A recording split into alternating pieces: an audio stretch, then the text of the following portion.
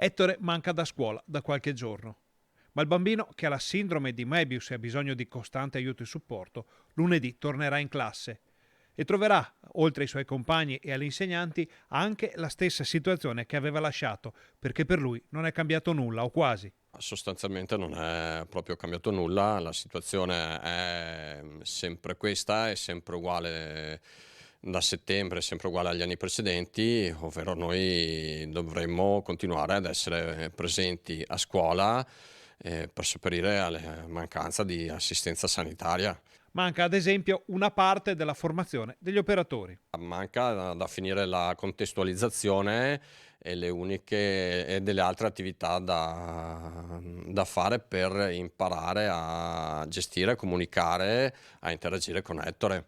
In realtà la carenza più grave è quella di una copertura per tutte le ore di scuola, nelle quali Ettore ha bisogno di una presenza fissa e appositamente formata. E poi appunto c'è la copertura totale che comunque non è ancora garantita.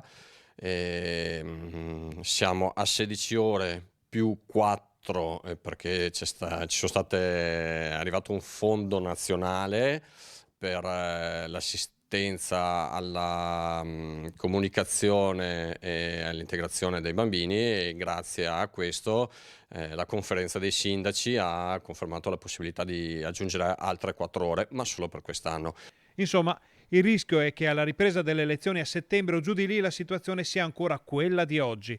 Intanto la famiglia aspettava un pronunciamento dal Tribunale di Vicenza per il procedimento contro l'U7 proprio sulla copertura delle ore scolastiche. La sentenza è stata una sentenza, per noi positiva, perché ci ha dato ragione